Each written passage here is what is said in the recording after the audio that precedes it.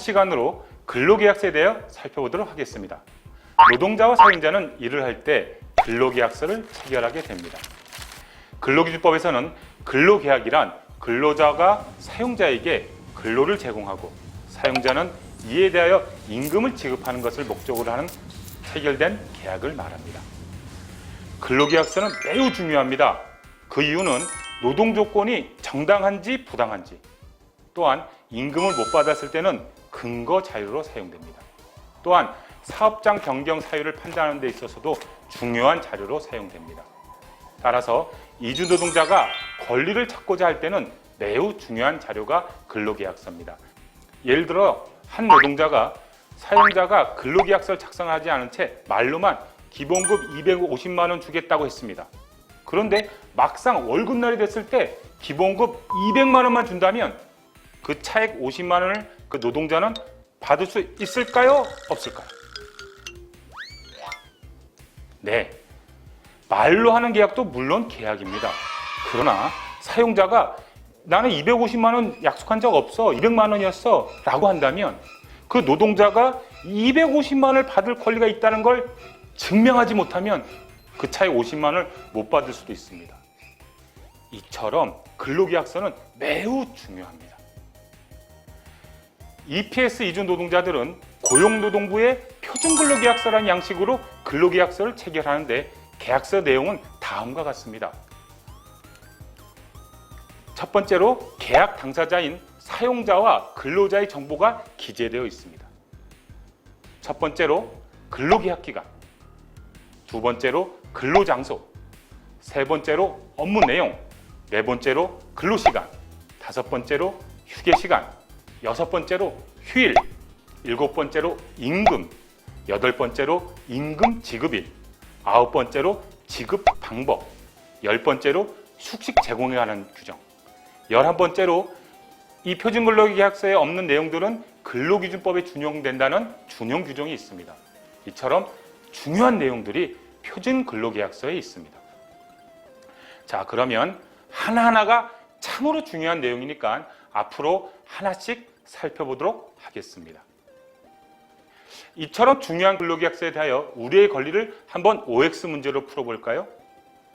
1번, 근로계약서를 작성하지 않으면 노동자도 처벌받는다. OX, 여러분은 어떻게 하겠습니까? 네, 정답은 X입니다. 노동자는 처벌받지 않습니다.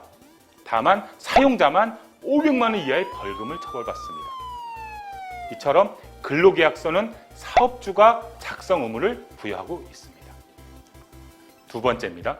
EPS 이주 노동자들은 반드시 고용노동부의 표준근로계약서를 양식으로 근로계약을 작성해야 한다. OX. 네, O입니다. EPS 노동자들은 반드시 고용노동부의 표준근로계약서 양식에 따라 작성해야 됩니다. 그렇지 않으면 이 또한 사업주에게 500만 원 이하의 과태료가 부과됩니다. 그럼 세 번째 문제를 내겠습니다. 노동자가 근로계약서를 요구하지 않으면 사업주는 노동자에게 근로계약서를 주지 않아도 된다. OX. 네, X입니다. 노동자가 근로계약서를 달라는 요청이 없더라도 사용자는 반드시 그 노동자에게 근로계약서를 주어야 합니다. 그렇지 않으면 처벌을 받습니다. 네 번째로, 임금이나 일하는 시간이 변경되면 근로계약서를 새롭게 작성 및 교부하여야 한다? OX. 네, O입니다. EPS 이주 노동자든 미등록 노동자든 사용자는 임금, 근로시간, 휴일, 연차 유급 휴가, 취업 장소와 업무 등이 변경될 때는 반드시 한부를 작성해서 노동자에게 주어야 합니다.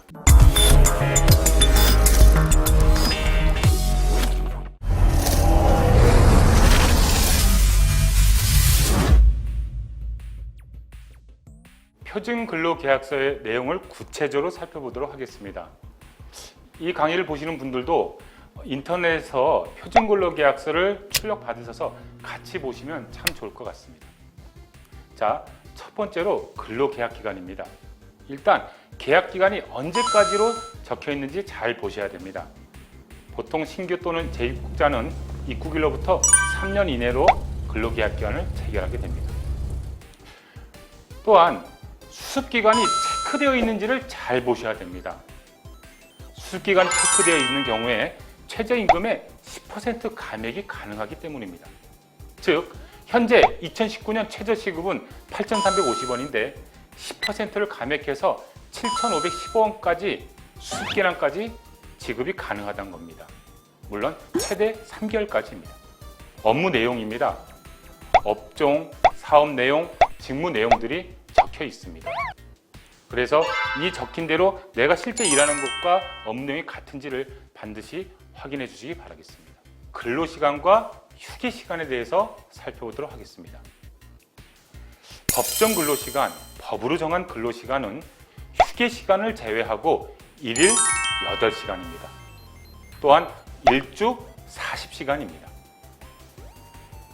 또한 이런 법정 근로시간을 넘어서 연장 근로를 할 수 있는데, 이러한 연장 근로시간은 당사자가 합의하면 1일 8시간을 넘게 근무하거나 또는 일주 법정 근로시간인 40시간을 넘게 근로시킬 수 있습니다. 물론 연장 근로수당은 통상임금의 50% 이상을 가산하여 지급하여야 합니다. 다음으로는 야간 근로시간대를 살펴보도록 하겠습니다.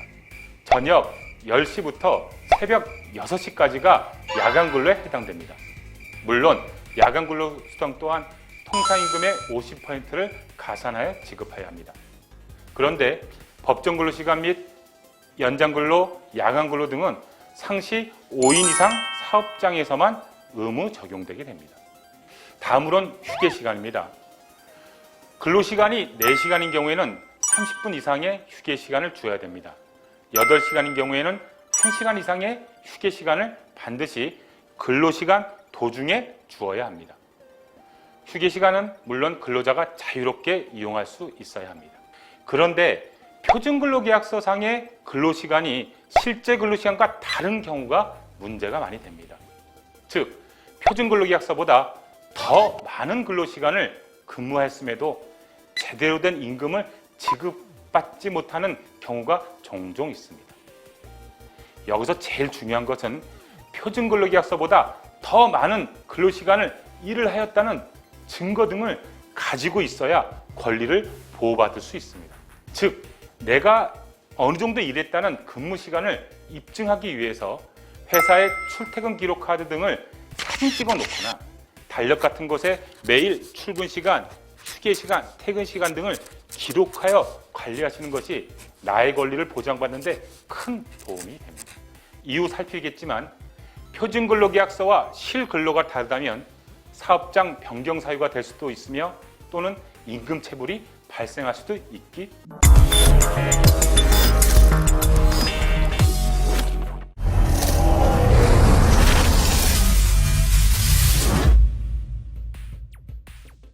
자, 표준근로계약서의 내용에 있는 휴일에 대하여 살펴보도록 하겠습니다. 휴일에는 법정휴일과 약정휴일이 있습니다.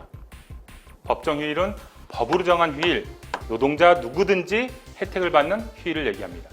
약정휴일은 사용자가 노동자와 약속으로 정한 휴일을 얘기합니다. 2019년 현재 법정휴일은 두 가지입니다. 주휴일과 노동절이 있습니다. 사용자는 일주에 일하기로 한 날에 근무를 다한 근로자에게 일주에 평균 1회 이상의 유급휴일을 보장해야 하며 이를 보통 주휴일이라고 합니다. 월요일부터 금요일까지 근무하는 노동자인 경우에 특별한 규정이 없으면 보통 일요일이 유급휴일인 주일이 됩니다. 즉, 일요일은 일을 하지 않아도 임금을 지급받는데 보통 월급제는 별도의 주휴수당이 있는 것이 아니라 월급에 다 포함되어 있습니다. 쉽게 얘기해서 2019년이 최저시급이 8,350원인데 월급에 포함돼서 계산되면 174만 5,150원이 해당됩니다. 자, 두 번째로는 5월 1일 맞습니다. 바로 노동절이 유급휴일입니다. 그런데 달력상의 빨간 날 공휴일은 법정휴일일까요? 현재 법으로는 법정휴일로 제정되었지만 아직 노동자들에겐 적용되지 않습니다. 사업장 규모에 따라 2020년 1월 1일서부터 순차적으로 적용됩니다. 다음은 약정휴일인데요.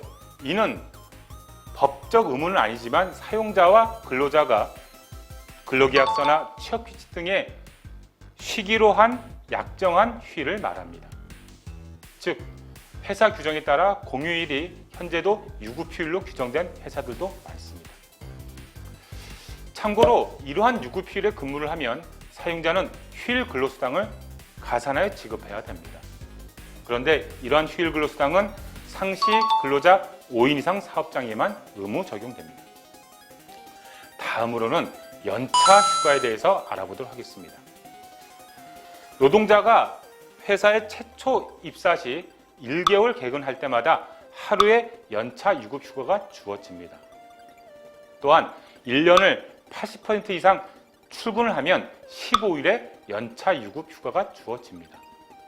만약 1년을 근무하게 되면 한 달 근무할 때마다 생기는 하루씩과 1년 일하서 15일 발생된 걸 합쳐서 26일이 발생됩니다. 그런데 그 다음에서부터는 다시 15일이 발생되게 됩니다. 정리를 하게 되면 최초 입사에서부터 1년 되기 전까지는 하루에 한 달씩 생기며 1년이 됐을 때 15일이 발생돼서 26일이 발생되고 2년을 초과할 때는 다시 15일, 3년째는 16일 그런 식으로 가산돼서 연차 수당이 발생되게 됩니다. 그런데 이러한 연차 유급 휴가 또한 상시 근로자가 5인 이상 사업장에만 법적으로 보장되는 유급 휴가입니다. 보통 사업장에서 여름 휴가를 주말, 즉 토요일을 포함해 주는 경우가 많은데 보통 주말은 연차 휴가 일수에서 포함되지 않습니다. 따라서 매년 연차 유급 휴가 등을 달력 같은 데 기재하셔서 만약 내가 사용하지 못한 연차 유급 휴가가 있다면 이는 이후에 연차 수당으로 지급받을 수 있을 것입니다.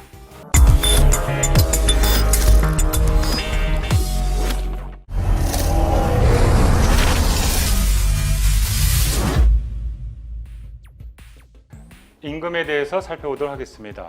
올해 최저임금이 얼마일까요? 네, 시급 8,350원입니다. 적어도 8,350원 이상은 받아야 한다는 뜻입니다. 자, 이러한 최저임금을 월급으로 계산하면 일일 8시간 근무하고 일주 40시간 근무할 때 주일 수당까지 포함되면 174만 5,150원이 해당됩니다. 특별한 수당이 없으면 이 금액이 월 통상임금에 해당됩니다. 토요일 날 근무하는 노동자들이 많습니다. 그러면 문제를 내보겠습니다. 만약 월요일서부터 토요일까지 매일 8시간씩 근무를 했다 그러면 연장 근로수당이 어떻게 발생될까요? 네, 토요일은 주 40시간이 넘기 때문에 토요일 8시간이 연장 근로에 해당됩니다.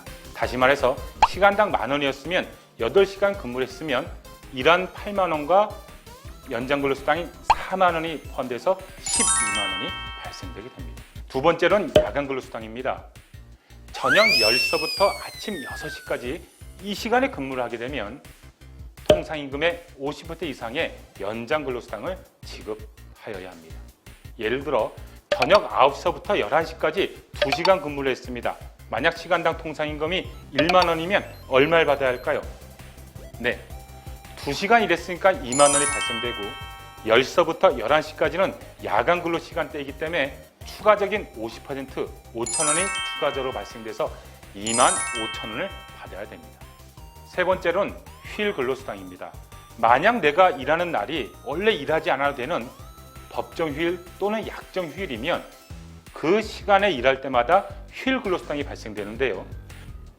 처음 8시간은 시간당 통상임금의 50% 이상을 휴일 근로수당으로 지급하여야 합니다. 그리고 8시간 넘어서는 시간당 100% 이상의 휴일 근로수당을 지급해야 합니다. 예를 들어 내가 일요일에 근무를 하였고 시간당 통상임금이 10,000원이면 1시간을 일하면 시간당 15,000원이 발생됩니다.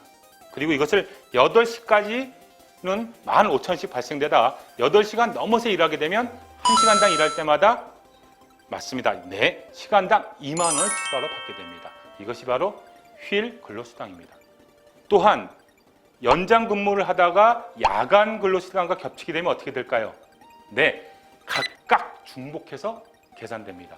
예를 들어서 시간당 10,000원이면 연장 근로수당 5,000원, 야간 수당 5,000원 합쳐서 2만 원으로 계산되는 거죠. 또한 휴일 근로수당과 야간 근로수당이 중복되면 어떻게 할까요? 똑같이 중복해서 계산합니다. 그런데 중요한 게 있습니다. 이렇게 연장 근로수당, 야간 근로수당, 휴일 근로수당은요, 상시 근로자가 5명 이상 사용되는 사업 또는 사업장에게만 법적으로 지켜야 할 의무로 되어 있다는 것입니다.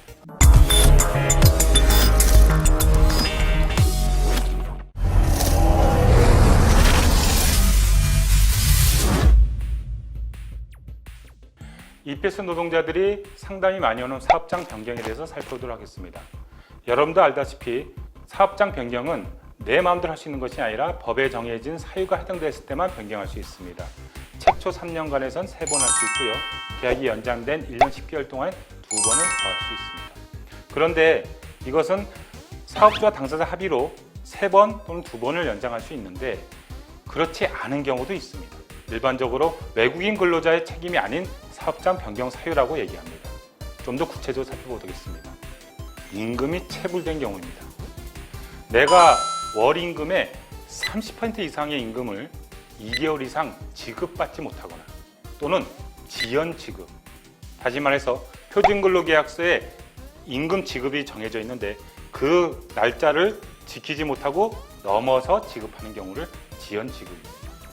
이 경우나 또는 내 월급의 임금의 10% 이상의 금액을 4개월 이상 지급하지 않거나 또는 지연 지급하는 경우에 사업장 변경을 할 수 있습니다. 또는 최저임금법에 미달되는 금액을 지급한 경우에는 사업장 변경을 할 수 있고 사업장 변경 횟수에 포함되지 않습니다.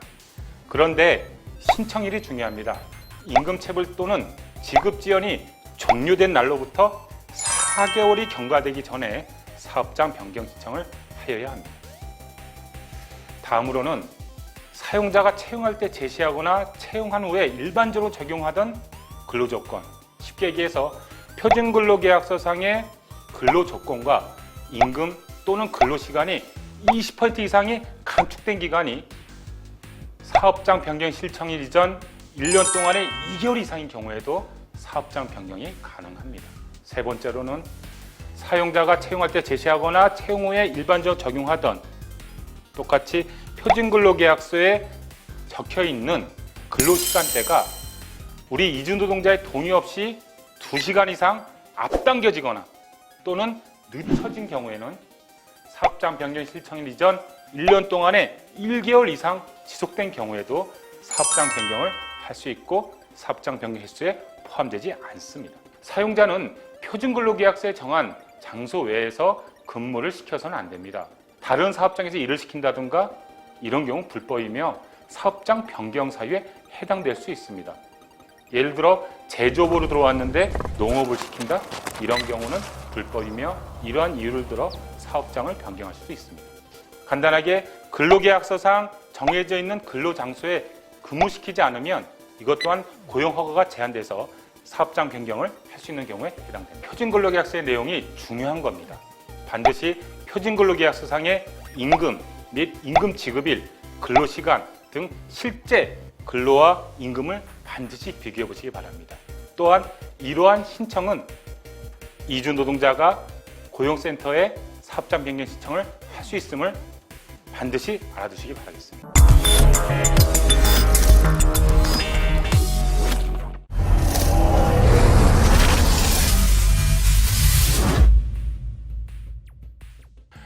다음 표준근로계약서에 있는 숙식 제공 관련 문제입니다. 자, 많은 노동자들이 숙소와 식사를 회사로부터 제공받는 경우가 있고 또는 숙소만 제공받는 경우가 있습니다. 이 경우에 숙박비를 임금에서 공제되는데 이 또한 한도가 정해져 있는 겁니다. 1차적으로 숙소가 어떠냐에 따라서 달라집니다. 정말 집처럼 생긴 데냐 아니면 컨테이너처럼 임시주거시설이냐 이것 따라 다릅니다.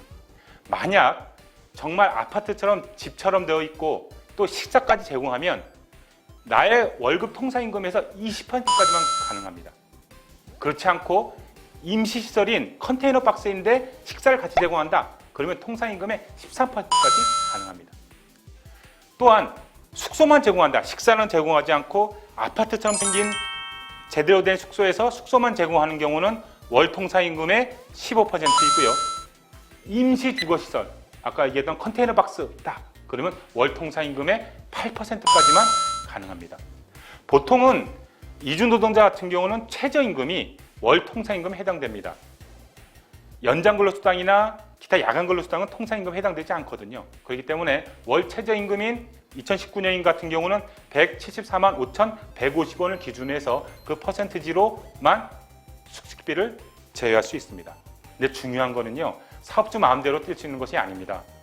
사업주는요, 표준근로계약서에 기재된 금액 범위에서만 숙식비를 징수할 수 있고, 또한 사업주는 임금에서 숙식비 자체를 사전 공제할 경우에는 노동자에게 공제액 등을 명확하게 이해할 수 있도록 자국어로 된 동의서가 반드시 필요합니다. 동의서가 없다면 이 또한 받을 수 없는 것입니다.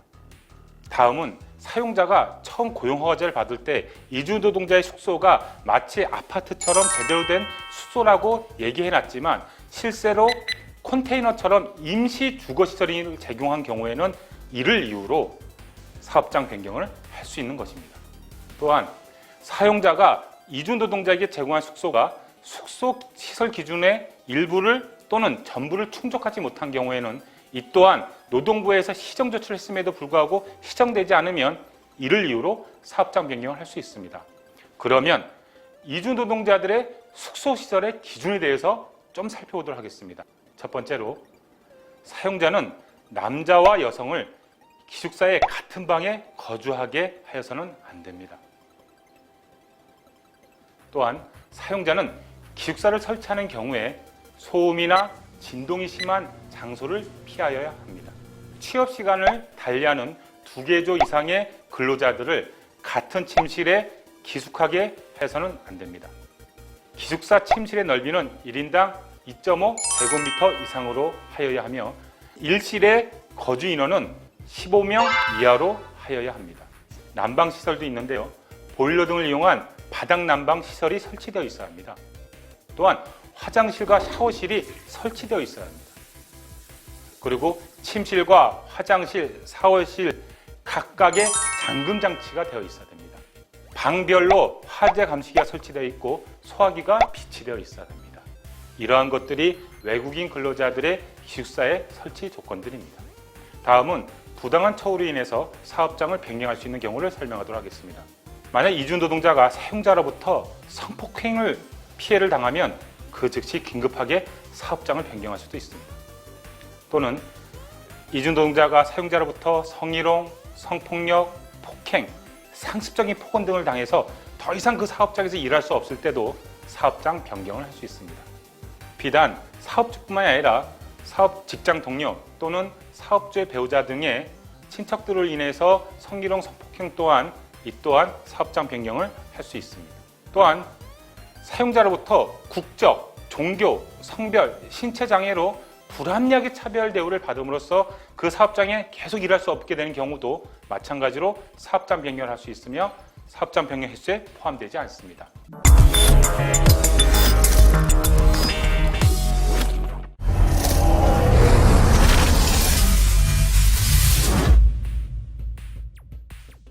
휴업수당에 대해서 살펴보도록 하겠습니다. 만약 회사가 일이 없다고 휴업을 하면 노동자는 임금을 받지 못할까요? 아닙니다. 사용자의 귀책사로 휴업하는 경우에도 평균 임금의 70% 이상을 휴업수당으로 지급받을 수 있습니다. 만약 사업주가 평균 임금의 70%를 지급하지 않으면 형사처벌을 받을 수 있습니다.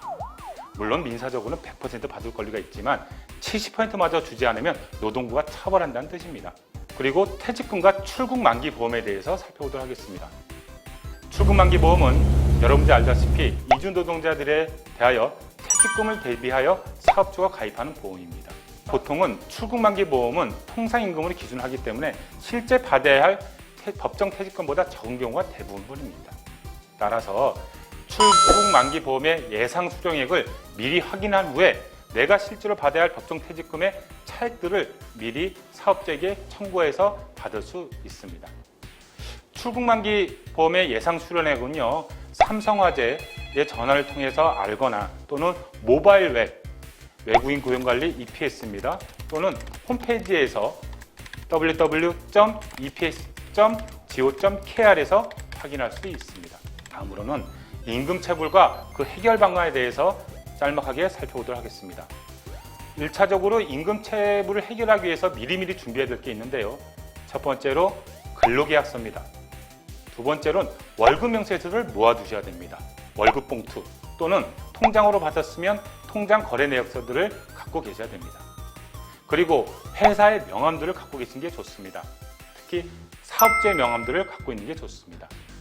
그리고 내가 실제 일했던 근무 기록들, 타임카드가 있으면 타임카드를 사진 찍어놓거나 그런 것이 없으면 손수 출근 시간, 휴게 시간, 퇴근 시간들을 달력 같은 경우에 꼭 하루하루 기재된 것 또한 자료가 될 수 있습니다.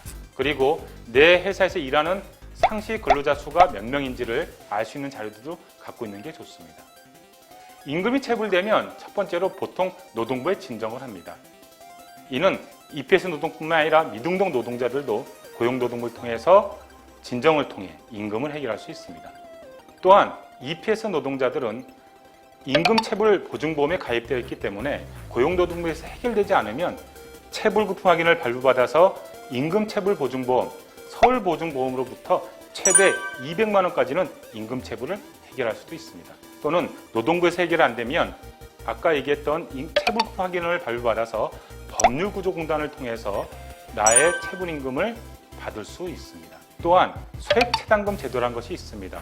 현재는 최대 400만 원까지는 소액체당금 제도로서 임금 체불을 해결할 수도 있다는 것을 알아두셨으면 좋겠습니다. 다음은 노동상권에 대해서 설명하도록 하겠습니다. 헌법상 노동자는 근로조건의 향상을 위하여 단결권, 단체교섭권 및 당체행동권을 가집니다. 이주노동자도 당연히 노동조합을 건설하거나 노동조합에 가입하여 할 수 있는 노동상권이 당연히 보장됩니다.